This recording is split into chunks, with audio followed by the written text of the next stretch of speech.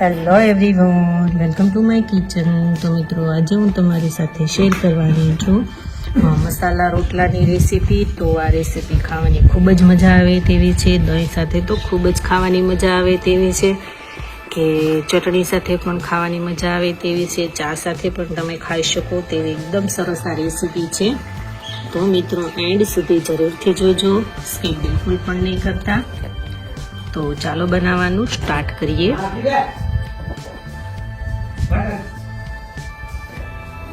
તો અહીંયા મેં મેથી લીધી છે, કાંદો લીધો છે, ક્રશ કરી લીધો છે, અને મેથીને મેં સારી રીતના વોશ કરી અને કટિંગ કરી લીધી છે।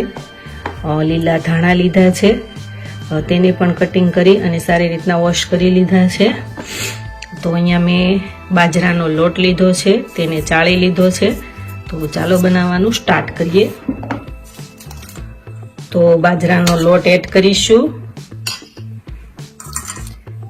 કાંદા એડ કરીશું,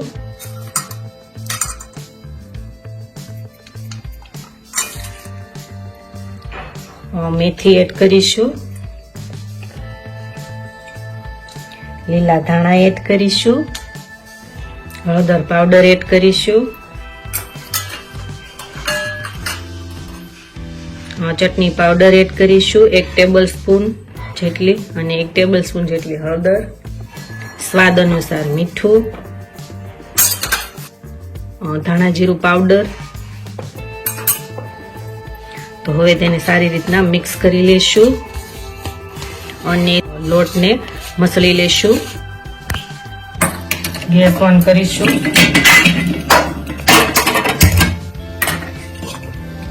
તવી ગરમ કરવા મૂકી દેશું અને મીડિયમ ગેસની ફ્લેમ ઉપર રાખીશું, અને ત્યાં સુધીમાં આપણે મસાલા રોટલો છે તે એકદમ સરસ મસળી લેવાનો છે। તો થોડું થોડું પાણી એડ કરતા જઈશું અને આ રીતના જે રોટલો છે તેને મસળવાનો છે। લોટ બહુ ઢીલો પણ નહીં ને બહુ કઠણ પણ નહીં, એ રીતના બાંધી લેશું।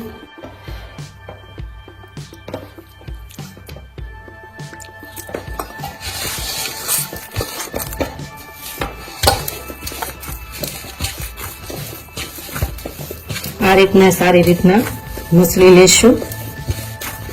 મસાળવાથી આપણો રોટલો છે તે એકદમ સરસ મીઠો બને છે।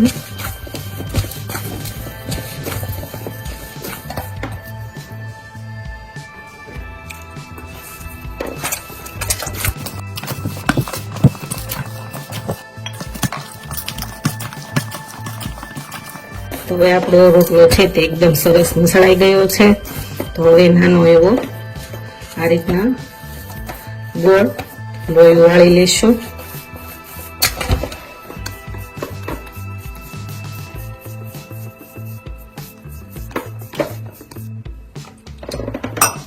તો આ રીતના હાથમાં થોડું પાણી લેશું, જેથી કરીને આપણો રોટલો છે તે એકદમ સરસ ગોળ બને।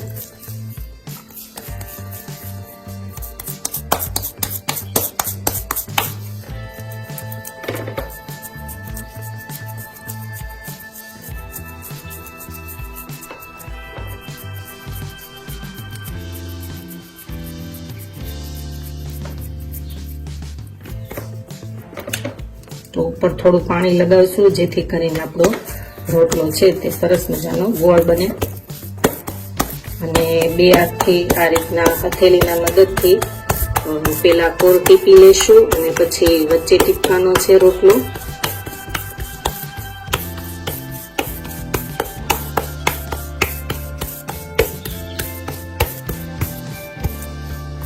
તો તમે જોઈ શકો છો કે આપણો રોટલો છે તે એકદમ સરસ ટીપાઈ ગયો છે। તો તેને આપણે લોઢીમાં એડ કરી દઈશું। તો હવે આપણી લોઢી છે તે એકદમ સરસ ગરમ થઈ ગઈ છે। તો આ રોટલો છે તેમાં આ રીતના એડ કરી દેવાનો।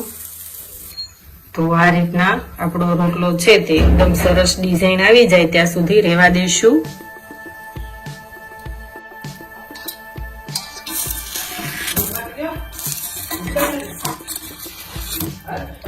તો તેની આ રીતના જે સાઈડ છે તે આપણે ચેન્જ કરી લઈશું।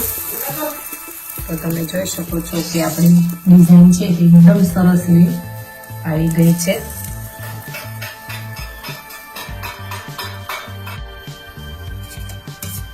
તો ઉપર હવે થોડું તેલ લગાવી લેશું આ રીતના.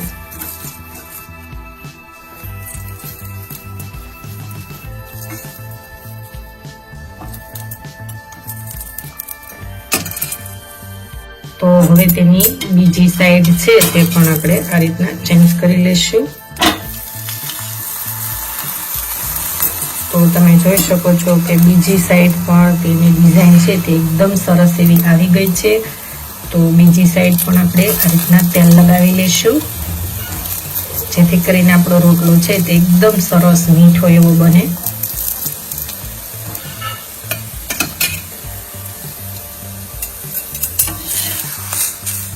તો તેની ફરીવાર બીજી સાઈડ ચેન્જ કરી લેવાની છે. જ્યાં પણ તમને કાચું એવું લાગે ત્યાં વધારે શેકાવા દેવાનો.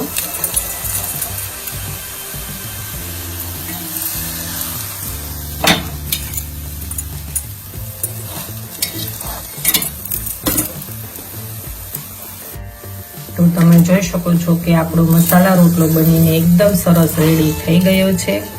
તો હવે તેને આપણે એક ડીશમાં લઈ લઈશું. તો અહીંયા મેં દહીં રાત્રે જમાવી લીધું હતું. એ રોટલા સાથે ખાવાની ખૂબ જ મજા આવે તેવું. તો તેને પણ આપણે એક બાઉલમાં લઈ લઈશું. તો મિત્રો તમે જોઈ શકો છો કે આપણા મસાલા રોટલાની રેસીપી એકદમ સરસ બનીને એવી રેડી થઈ ગઈ છે. તો આ રેસીપી એકવાર ઘરે બનાવવાની જરૂર ટ્રાય કરજો. ખૂબ જ ટેસ્ટી, સ્વાદિષ્ટ અને ખૂબ જ ખાવાની મજા આવે તેવી છે.